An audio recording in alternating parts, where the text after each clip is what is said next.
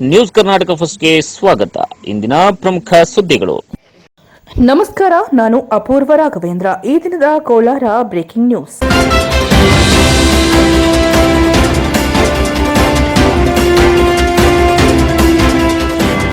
ಮತಿಗುಂಟೆ ಸರ್ಕಾರಿ ಕಿರಿಯ ಪ್ರಾಥಮಿಕ ಶಾಲೆಯಲ್ಲಿ ಹಳೆಯ ವಿದ್ಯಾರ್ಥಿಗಳ ಸಹಯೋಗದೊಂದಿಗೆ ನಡೆದ 78ನೇ ವರ್ಷದ ಸ್ವಾತಂತ್ರ್ಯ ದಿನದ ಕಾರ್ಯಕ್ರಮದಲ್ಲಿ ಧ್ವಜಾರೋಹಣ ಸುದ್ದಿ ನಿಮ್ಮ ನ್ಯೂಸ್ ಕರ್ನಾಟಕ ಒಂದರಲ್ಲಿ ವೀಕ್ಷಿಸಿ. ಭಾರತವು ಹಲವು ಧರ್ಮ, ಭಾಷೆ ಹಾಗೂ ವಿಭಿನ್ನ ಸಂಸ್ಕೃತಿಯನ್ನ ಹೊಂದಿರುವ ರಾಷ್ಟ್ರ. ಇಲ್ಲಿ ಎಲ್ಲರೂ ಒಗ್ಗಟ್ಟಿನಿಂದ ಕೂಡಿ ಬೆರೆತಾಗ ಮಾತ್ರ ಸ್ವಾತಂತ್ರ್ಯ ದಿನಕ್ಕೆ ಜೀವ ಬರುತ್ತದೆ ಎಂದು ಎಸ್ಡಿಎಂಸಿ ಅಧ್ಯಕ್ಷರು ಮುನಿರಾಜ ಸಿ ಅವರು ಅಭಿಪ್ರಾಯವನ್ನ ಪಟ್ಟರು. ಅವರು ನಗರದ ಮತ್ತಿಕುಂಟೆ ಸರ್ಕಾರಿ ಕಿರಿಯ ಪ್ರಾಥಮಿಕ ಶಾಲೆಯಲ್ಲಿ ಹಳೆಯ ವಿದ್ಯಾರ್ಥಿಗಳ ಸಹಯೋಗದೊಂದಿಗೆ ನಡೆದ 78ನೇ ಸ್ವಾತಂತ್ರ್ಯ ದಿನಾಚರಣೆಯ ಕಾರ್ಯಕ್ರಮದಲ್ಲಿ ಧ್ವಜಾರೋಹಣವನ್ನು ನೆರವೇರಿಸಿ ಮಾತನಾಡಿದರು. ಸರ್ಕಾರಿ ಶಾಲೆಗಳಲ್ಲಿ ಕಾರ್ಯಕ್ರಮಗಳು ಯಶಸ್ವಿಯಾಗಲು ಗ್ರಾಮಸ್ಥರ ಸಹಕಾರ ಅತಿ ಮುಖ್ಯ. ಇದು ಕಾರ್ಯಕ್ರಮಗಳಲ್ಲಿ ಎಲ್ಲರೂ ಒಟ್ಟಿಗೆ ಸೇರುವಂತಹ ಅವಕಾಶ. ಭಾರತದ ಸ್ವಾತಂತ್ರ್ಯಕ್ಕೆ ಹೋರಾಡಿದ ಮಹಾತ್ಮರನ್ನ ನೆನೆದು ನಾವೆಲ್ಲರೂ ಅವರನ್ನ ನೆನೆದುಕೊಳ್ಳಬೇಕಾಗಿರುವುದು ನಮ್ಮೆಲ್ಲರ ಆದ್ಯ ಕರ್ತವ್ಯ. ಭಾರತ ಸ್ವಾತಂತ್ರ್ಯದ ಇತಿಹಾಸವನ್ನ ಎಲ್ಲರೂ ತಿಳಿಯಬೇಕು. ಊರಿನ ಎಲ್ಲ ಮಕ್ಕಳನ್ನ ಸರ್ಕಾರಿ ಶಾಲೆಗೆ ಸೇರಿಸುವ ಮೂಲಕ ಇಂತಹ ಕಾರ್ಯಕ್ರಮಗಳಲ್ಲಿ ಮಕ್ಕಳು ಹೆಚ್ಚಾಗಿದ್ದರೆ ಕಾರ್ಯಕ್ರಮಕ್ಕೆ ಇನ್ನಷ್ಟು ಕಳೆ ಬರುತ್ತದೆ ಎಂದು ಹೇಳಿದರು.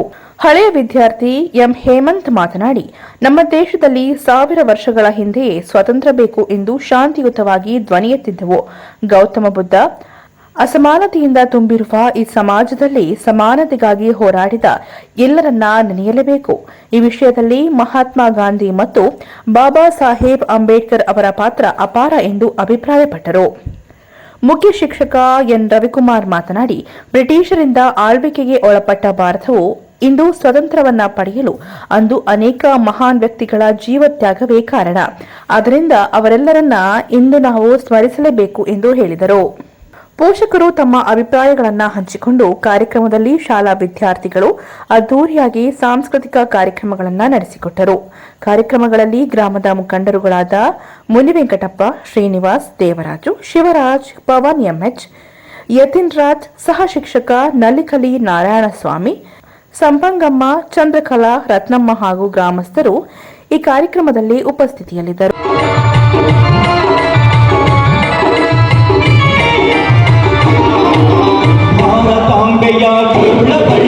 ಅಶೋಕ ಚಕ್ರವರ್ತಿ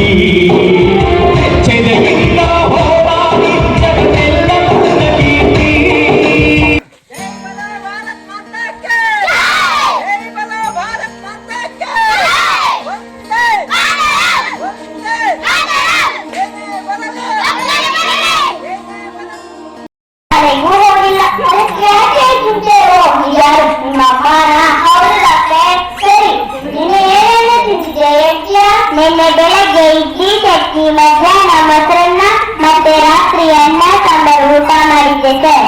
ಸರಿ, ನಿಮ್ಮ ಕಡೆಗೆ ಕುಡಿಯೋ ನೀರು ಕೆರೆಯಲ್ಲಿ ತರ್ತೇವೆ. ಹೌದಾ?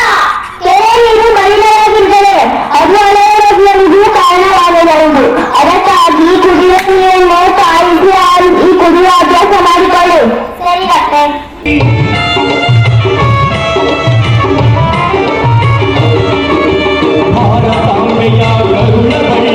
ಅಶೋಕ ಚಕ್ರವರ್ತಿ